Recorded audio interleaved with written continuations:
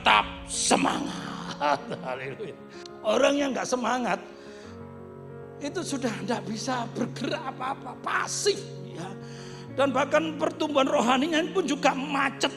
Diajak untuk melakukan sesuatu, untuk bergerak, wis tidak mau.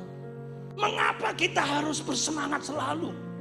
Nah, ada tertulis di dalam firman Tuhan ribuan tahun yang lalu sudah tertulis. Salomo, Raja Salomo yang menulis hal ini. Amsal 18 ayat 14. Orang yang bersemangat dapat menanggung penderitaannya. Tetapi siapa yang akan memulihkan semangat yang patah? Semangat yang patah kalau sudah tidak ada semangat lagi. Tapi orang yang bersemangat dapat menanggung penderitaan. Tawar hati adalah ungkapan dalam bahasa Indonesia yang menunjukkan suatu keadaan yang tidak bersemangat, tidak ada kemauan lagi, hilang keberanian, kecewa, putus harapan. Dan akhirnya menjadi apa? Frustasi. Dan Tuhan tidak suka kan? Tuhan tidak mau anak-anaknya akan menjadi tawar hati. Jangan sampai kita semua itu tawar hati dalam situasi kondisi apapun. Tetap semangat di dalam Tuhan. Dalam segala hal kami ditindas, namun tidak terjepit. Kami habis akal, namun tidak putus asa. Paulus mengalami suatu keadaan yang sulit. Dia sudah memikirkan jalan keluar, bagaimana mengatasi kesulitan yang dihadapi. Dia sudah habis akal, tapi dia tidak putus asa. Ya, saudara, kalau sudah kehabisan akal untuk mengatasi persoalanmu, keadaanmu, sepertinya sudah tidak ada jalan keluar, jalan buntu. Tapi sekali lagi mulai pesan firman Tuhan, jangan putus asa, jangan putus harapan. Karena apa? Paulus mengalami, aku tidak putus asa, sebab aku percaya ada jalan keluar yang datangnya dari Tuhan. Jadilah sesuai dengan imanmu. Masalah sebesar apa, kau harus tetap punya iman, punya semangat. Allahku lebih besar daripada persoalan. Bagaimana supaya kita tetap bersemangat? Yang pertama, mengikuti Tuhan dengan sepenuh hati. Yosua pasal 14 ayat 7. Aku berumur 40 tahun ketika aku disuruh Musa, hamba Tuhan itu, dari Kades Barnea untuk mengintai negeri ini, ya, negeri Kanaan. Dan aku pulang membawa kabar kepadanya yang sejujur-jujurnya. Sedang saudara-saudaraku yang bersama-sama pergi ke sana dengan aku, 10 orang pengintai itu, membuat tawar hati bangsa itu. Aku tetap mengikuti Tuhan Allahku dengan sepenuh hati. Kenapa Kaleb berbeda dengan 10 pengintai? Yosua berbeda dengan 10 pengintai. Karena mereka mengikuti Tuhan dengan sepenuh hati. Sebagai wujud mengikuti dengan sepenuh hati adalah mereka mempercayai akan janji Allah. Itu yang membuat mereka, masalah sebesar apapun, tantangan yang di hadapanku yang besar, yang secara manusia sepertinya aku tidak bisa mengalahkan, tapi karena Allah yang menyertaiku, aku bisa. Dan ini dikonfirmasi oleh Tuhan.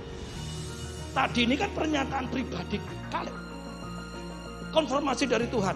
Bilangan 32 ayat 11. Bahwasanya orang-orang yang telah berjalan dari Mesir, yang berumur 20 tahun ke atas, tidak akan melihat negeri yang kujanjikan dengan bersumpah kepada Abraham, Ishak dan Yakub.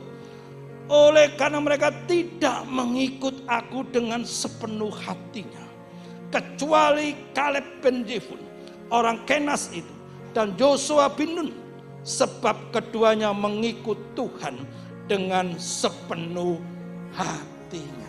Lihat, Tuhan sendiri sudah menyatakan, orang yang tidak mengikuti aku dengan sepenuh hati tidak akan mengalami janji-janji Tuhan. Engkau doa dengan kebimbangan, dengan keraguan, walaupun engkau doa semalam suntuk, engkau tidak akan mendapatkan jawaban doa.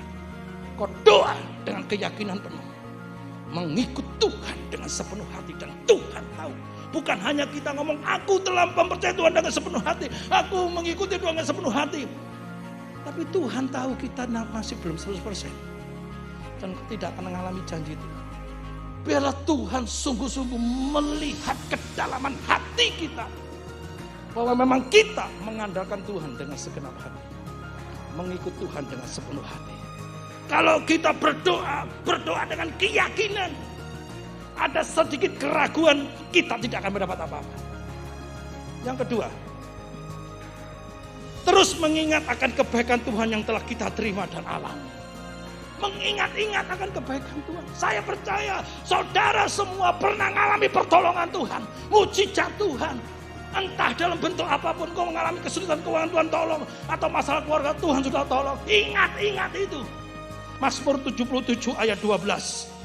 Aku hendak mengingat perbuatan-perbuatan Tuhan. Ya, aku hendak mengingat keajaiban-keajaiban-Mu dari zaman purbakala. Aku hendak menyebut-nyebut segala pekerjaan-Mu dan merenungkan perbuatan-perbuatan-Mu. Tuhan telah menolong aku masa lalu, Tuhan menolong aku masa saat dan masa depan. Masa depanku penuh dengan harapan. Yang ketiga, belajar untuk mengucap syukur dalam segala perkara. Kalau Tuhan memerintahkan mengucap syukur, ada kuasa di dalam pengucapan syukur. Dan semuanya untuk kebaikan kita semua. 1 Tesalonika 5 ayat 18, mengucap syukurlah dalam segala hal. Sebab itulah yang dikehendaki Allah di dalam Kristus Yesus bagi kamu. Saudara ingin mengetahui kehendak Allah, saudara ingin mengetahui kehendak Tuhan, ini salah satunya, mengucap syukur dalam segala hal. Mengucap syukur karena Tuhan baik, sangat baik, dan Tuhan tidak pernah meninggalkan kita. Dan Tuhan sanggup memberkati kita. Dalam situasi kondisi saat ini, Tuhan sanggup memberkati kita. Hidup kita ditentukan oleh perkataannya. Hidup kita tidak ditentukan oleh sikon, situasi kondisi saat ini. Hidup kita tidak ditentukan oleh perkataan orang. Hidup kita tidak ditentukan oleh dunia ini. Hidup kita ditentukan oleh kuasa Allah, firman Allah. Serahkanlah hidupmu kepada Tuhan dan percayalah kepadanya, dan Ia akan bertindak.